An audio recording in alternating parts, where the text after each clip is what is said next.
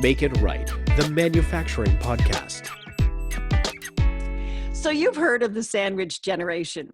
They're the adults that are sandwiched between the young children on one side, the elderly parents on the other, and they're trying to keep everybody happy. Well, there's the same group in business, but we refer to them as the middle managers. And in all likelihood, those people are the ones who hold it all together both at home and at work.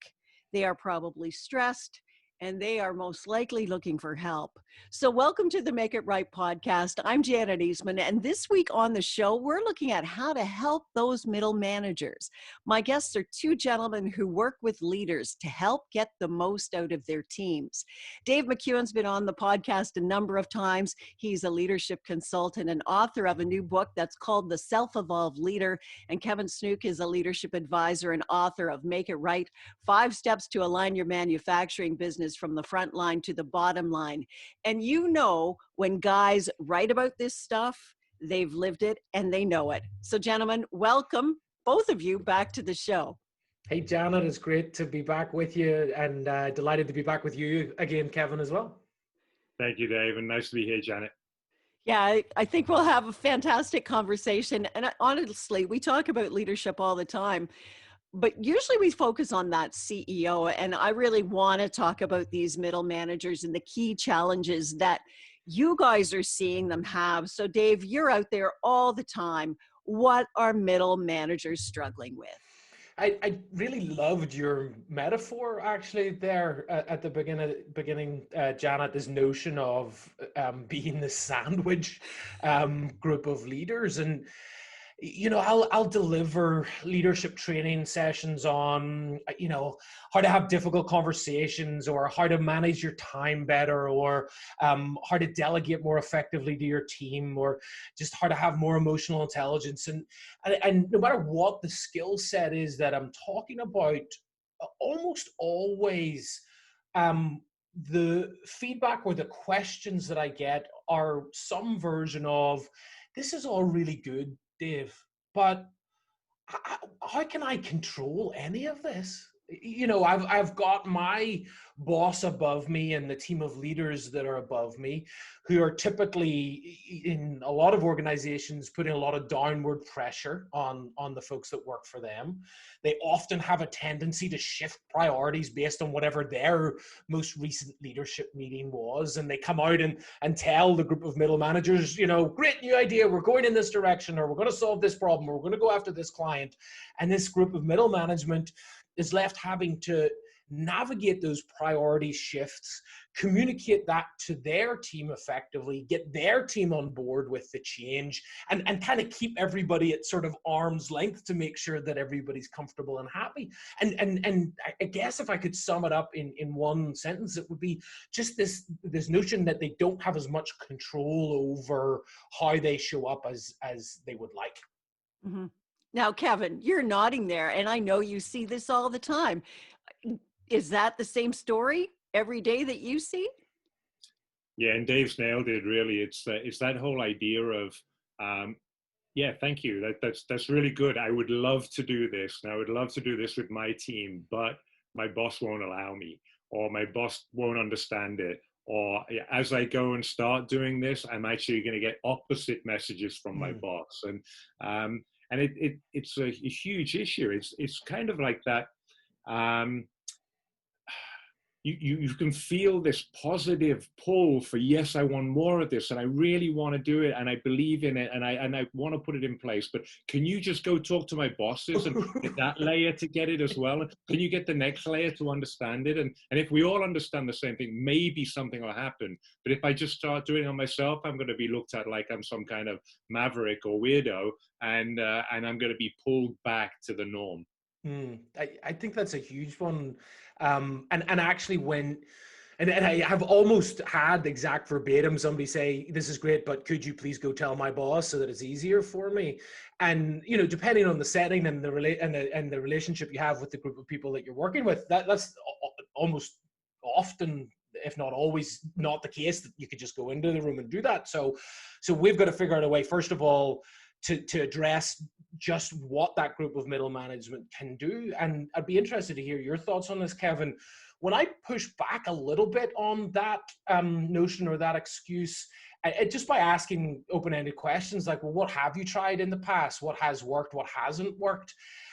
I don't always, sometimes I get the sense that there's a sense of defeat before the battle that comes in, because actually people don't tend to push right against the boundaries of where they can play. They maybe believe that the boundaries are there, but they don't necessarily push up against them as much. I'd be interested to hear if you sense that too.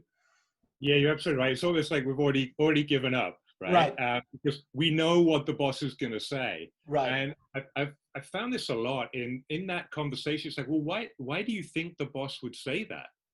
It's like, well, because he wants the business to succeed, right? And he wants to hear good ideas, and he wants people that are taking more ownership and are more active. And I think what's happening is that people have this perception of a boss, and the boss is there to keep me doing what he wants me to do, not that he is there to help me excel and to grow and to, and in order for that to happen, there has to be a two-way conversation. I'm sure you see this with consulting relationships as well. You go into some places and some people are just waiting you out, right? I'm gonna hope that you go away at some point. And then the best consulting relationships is where you go in and you have a conversation and people listen and they argue with you a little bit and they challenge you, and then they try something and they come back and they argue and they challenge you. And it's a relationship that actually helps everybody in that relationship grow. And I think that's what we're missing sometimes with that boss subordinate relationship. Very much so. And I think you're absolutely right in that relationship bit and feeling comfortable in that challenge factor. I talk about having adult to adult relationships in the workplace, and I think very much in that subordinate position. In some, not all organizations, there's the sense that it'll be career limiting for me to have a challenge factor to my boss, to really truly speak my mind. And so we have a tendency to either be a little bit more passive aggressive, or we have a tendency to just give up before we started, or we just kind of, like you say, wait it out. This might just be the flavor of the month. This will pass by and I can get back to my real work once it does that. But what I find is that ultimately, when you end up in that position where you say, I don't want to try to make this better, you've given up, and that's not a very powerful place to be.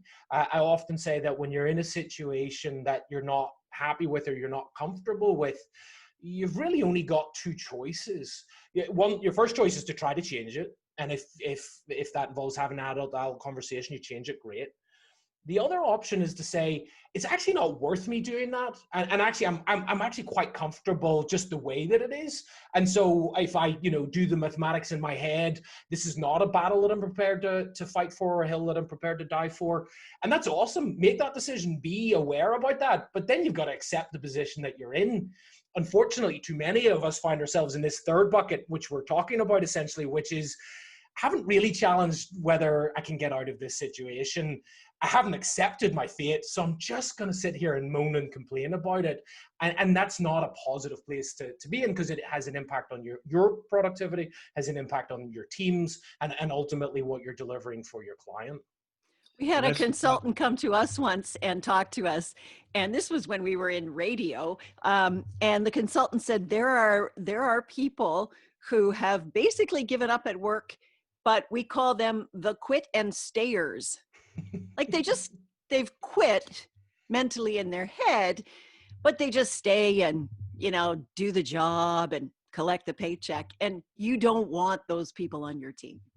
It's and nor would I argue, do you want to be one of those people? No. I mean, we spend more time in our life working than we do with certainly some of our best friends, and maybe even in some instances more than we spend with our family. What a way to build your impact on the world, to just come in and clock it in and clock it out. And so I think I'd like to just elevate it back up towards kind of what can we do about it? If you find yourself in a situation where you're struggling, your boss is making it difficult for you to implement whatever it is that you're trying to, don't accept defeat without trying. Go begin to like plan out what do I want to see happen here? What change do I want to see? What does success look like for me? How do I even begin to have this conversation? And then go steel yourself, go have the conversation. Maybe grab an accountability buddy and say, ask me in a week whether I had this conversation or not. Go execute it, and then review how it went. But I'm always constantly challenging people. Don't put that boundary. Don't self-impose that boundary. Go and see where it's at, because then at least you can make a more informed decision about what you want to do about it. Mm-hmm. Kevin, I actually interrupted you. Did you have something that you wanted to add to Dave's comment earlier? Part of it was around what Dave was saying around, or both of you were saying, around how it impacts other people. And what I've found is it's not only impacting your other colleagues at work. You're a role model, whether you want to be a role model or not. You're on show as a leader in the company. You're always on show, but you're also on show at home. And when you're coming home with that defeated attitude, like, I've got no choice. I've just got to get on with this. This is the way it is at work. I'm kind of miserable, and I'm not being myself. That's a horrible thing for anybody around you to feel for you, and we can't help that, right? Because that's the energy we exude. So I'm full on with Dave. We have to find a way to have those conversations. We have to have that transparency in our organizations, and be able to, as we talk a lot about what's the role of the leader. And that's around listening and inviting these conversations. But for the subordinate, it's really about having the bravery. You want to be the person who's willing to put your hand up and take a risk. And if you find that after a short period of time, the other option that Dave mentioned is that might not be the right place for you. Frankly, you don't want to go through your life feeling like you're being put on all the time, and you're not having a chance to express the gifts that you've got inside. And so there are certain times when the right answer is to walk away as well. Mm-hmm. Dave, have you seen a situation where you have prompted somebody in middle management to go forward and speak to their boss? Can you share a story like that about how it worked out? Sure. I mean, I've got tons of stories, both some that went really well and some that didn't go so well. But in every opportunity, the person did some learning. I was doing some work with a tech company a while ago, and we were talking about the notion of just being able to wall off the avenues for communication, because that's a big one, particularly for middle managers, that we have allowed effectively anybody to interrupt us at any time in any medium that they want and assign whatever level of priority that they choose to. And we have to figure a way to deal with that. And so whether that's email or phone calls or text messages or IM messages, or if you're in a place where you're able to meet together in person, conversations in the corridor.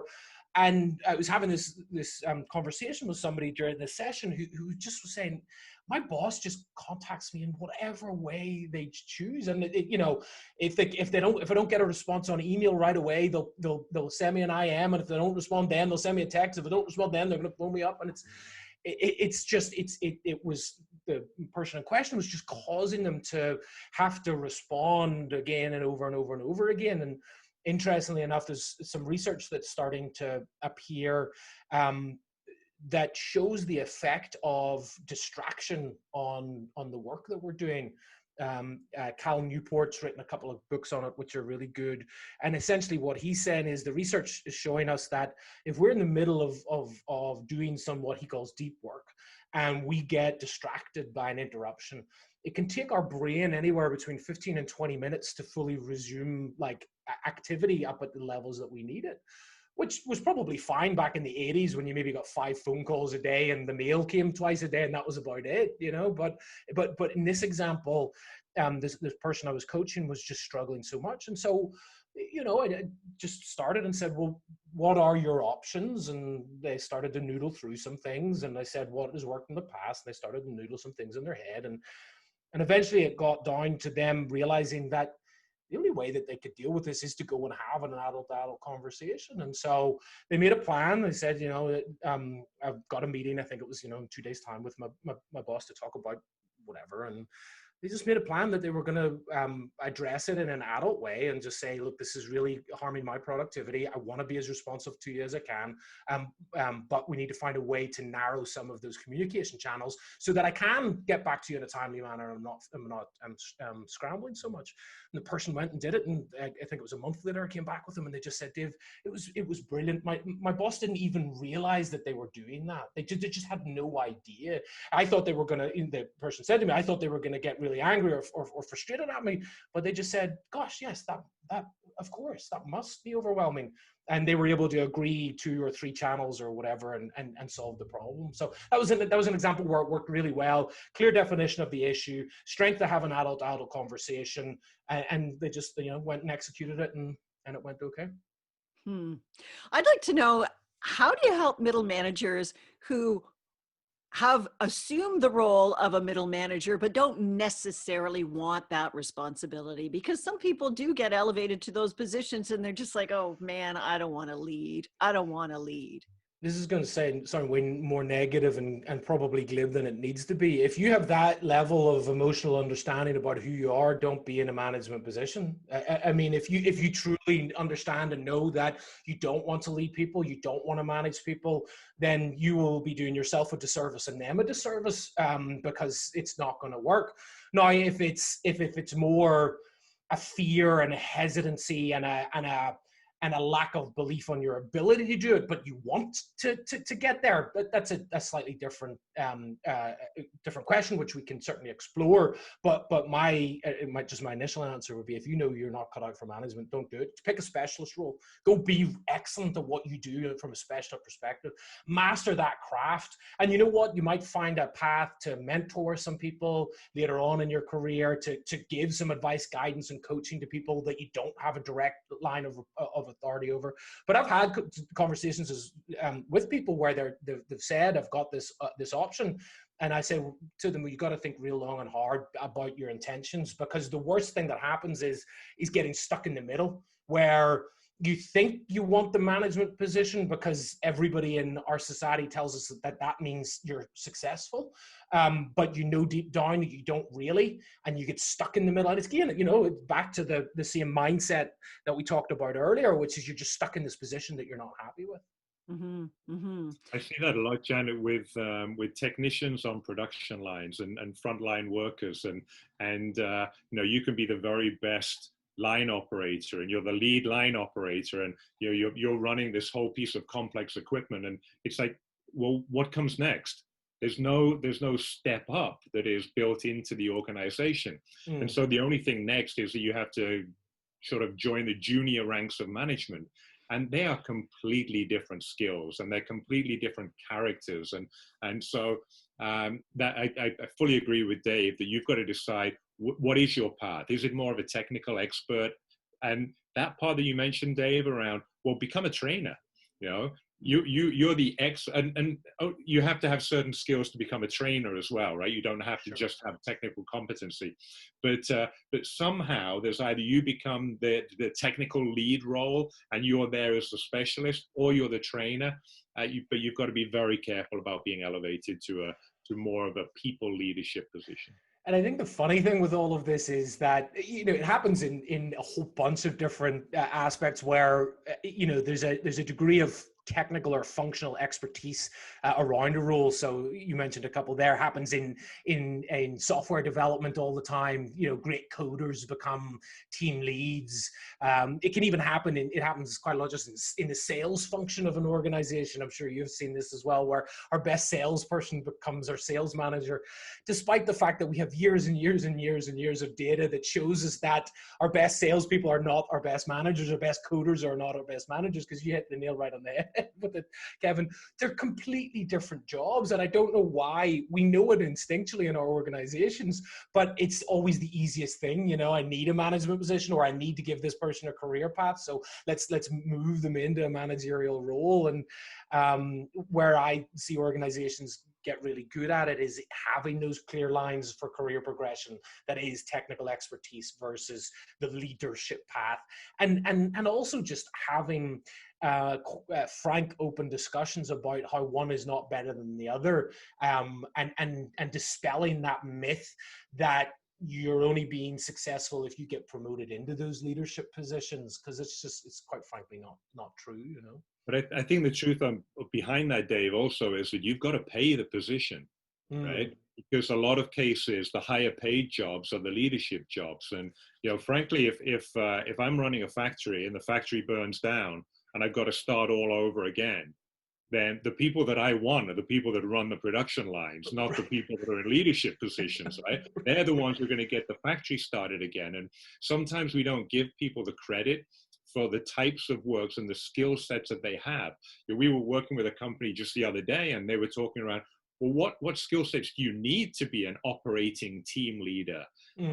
We had like 5 pages of stuff that was like important, right? And you've got this on your feet leadership all the time, and it's a different type. It's not the strategic thinking, you know, it's really on the floor leadership, and there's a skill set behind that. We've got to pay for that. We've got to recognize that they're the kinds of people that we really need. Yeah, very much so. Couldn't agree more. I think, you know, when leaders are looking for people to elevate and move up their management team because they need somebody in that role. Dave, you said it yourself, you know, don't get lazy and just pick that guy who's down below doing something else, because he may not have the skill set. So how does the leader up here look down over his team and find those people, if they are indeed within the company, to take on those roles that he needs filled?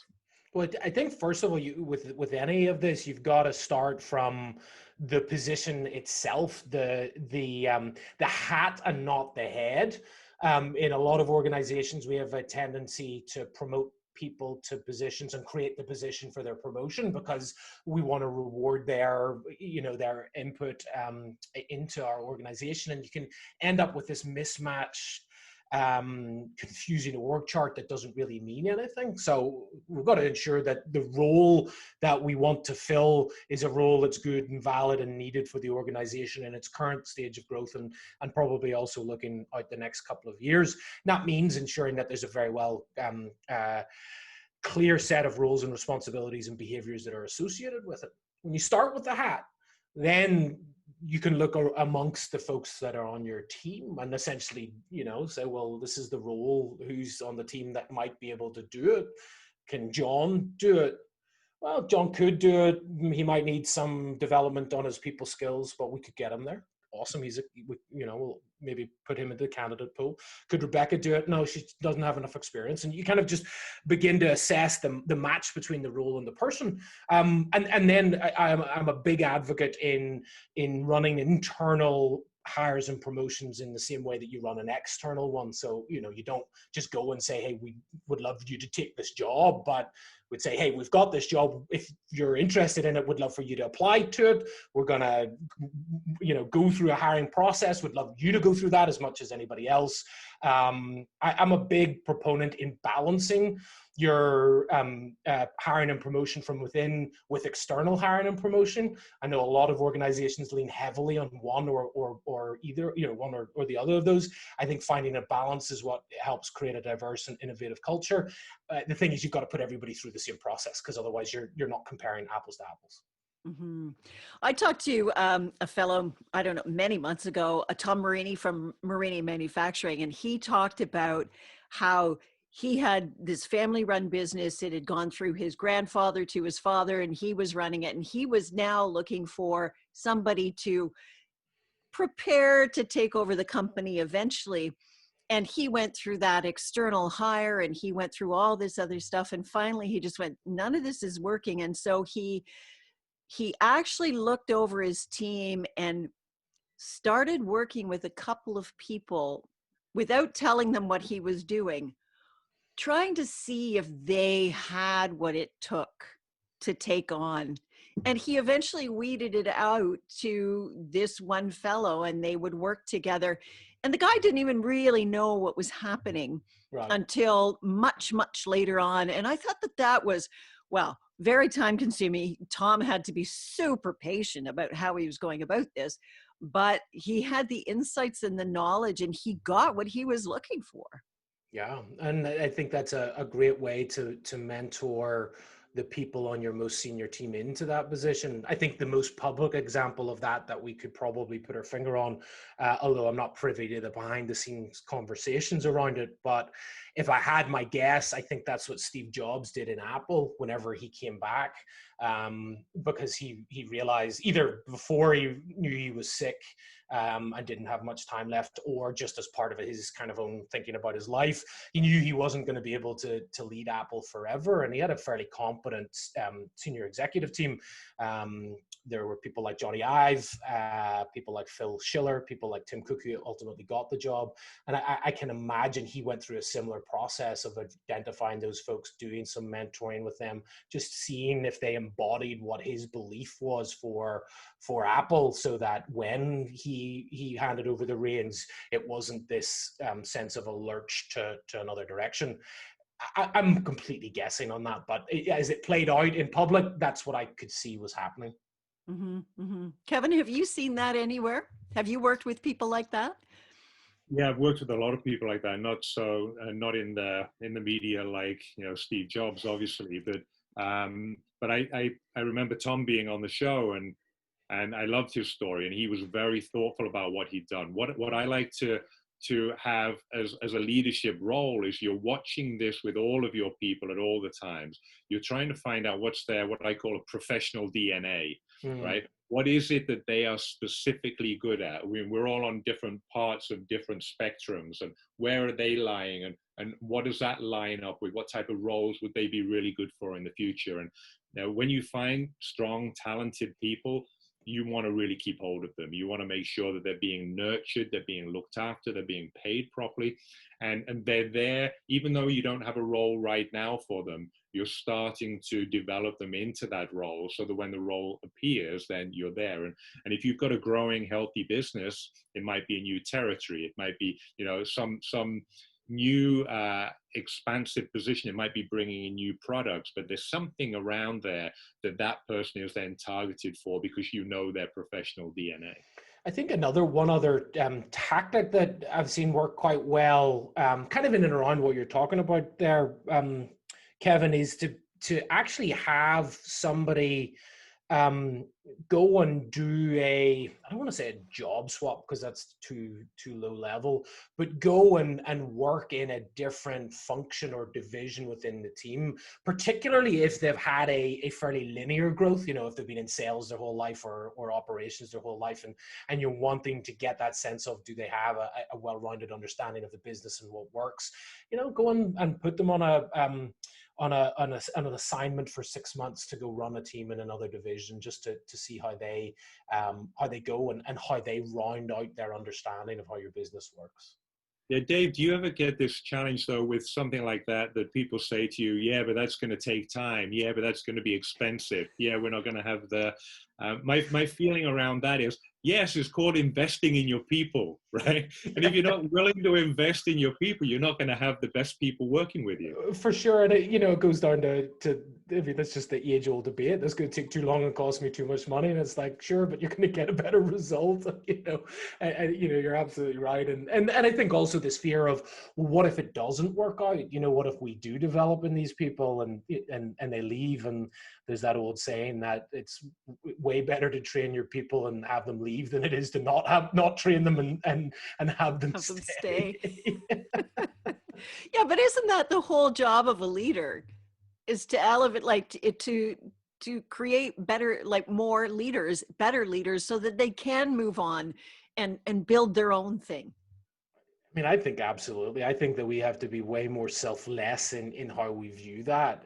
I think we have to approach the people that are on our team and want to help them grow into the best version of themselves. And if that means that they stay with your organization for a while and you invest in them and develop them, and then they get a better opportunity elsewhere, hey, that's awesome. You've just bettered that person's life. That's incredible. And yeah, does that make it a little bit icky and tough and you're going to have to do something else? Sure. But in the long run, you know, if you're looking at building your own leadership legacy and just your own legacy in general, I would always take the position that development of people is and watching them go somewhere else is a way more enjoyable thing than just keeping them constrained.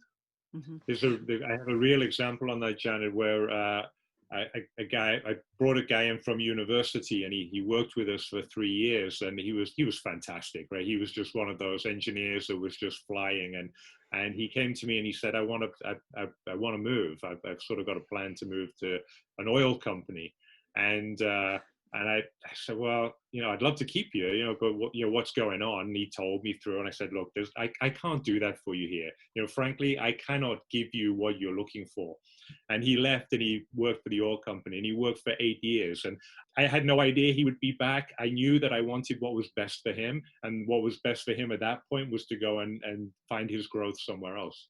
That's a great story, and that stuff, it just pays back in spades. You know, they either, you know, a lot of times folks will come back to the organization after a couple of years and an additional experience, or at the very least, you know, down the line, your paths cross again. They're going to think very highly of you, and you know, there may be some opportunity to you know, expand that relationship in the future. I want to get some key takeaways from both of you before we end this conversation. So I know we're talking about middle managers and the stresses and the things that they're trying to get to. We've taken some tangents and gone in all kinds of directions. But what would be your key tips for those middle managers who are sitting there in the middle? They're trying to lead the people below them. They're trying to keep the leader above them happy and keep the business rolling. How about some key tips, Dave? I would say control what you can control and not worry about the rest. With a caveat that is, I bet you can control a lot more than you actually think that you can. Okay. Yeah, for me, I would say it's around self-awareness. The more that the individual can develop self-awareness and feel where things are working and when they're not working, and then be brave enough to walk into their fear. And quite often with the middle management, that fear is going up and talking to your boss and having that adult conversation that Dave mentioned. Yeah, I love that notion of bravery. We've distorted what that word really means, and I think your example is perfect there of being brave in those situations. Well, gentlemen, it's always an engaging conversation with both of you. I really enjoy talking to you both. So thank you very much for joining us on the podcast.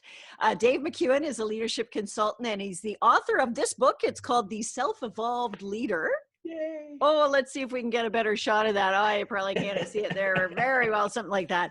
And it's been out since early this year, I guess, Dave? Yeah, January 28th of this year, which is incredible. We're coming up on its 1-year anniversary soon. Yeah, so congratulations. Thanks. And then Kevin Snook is a leadership advisor. He's the author of this book, and it's called Make It Right, 5 Steps to Align Your Manufacturing Business from the Front Line to the Bottom Line. You can tell I'm sitting in the library. Gentlemen, it's always fun to talk to you. We'll chat again, Dave. So do stay in touch. And thanks very much for joining us for the Make It Right podcast. Thanks so much for having me on, Janet. Great to talk to you, and Kevin as well. You're very welcome. That's our show this week. Please check out our Twitter and LinkedIn feeds that are on our podcast page. Subscribe and share the podcast with your friends and colleagues if you like. We're on iTunes, Google Play, Stitcher, Spotify, and YouTube. Until next time, thanks so much for listening to Make It Right.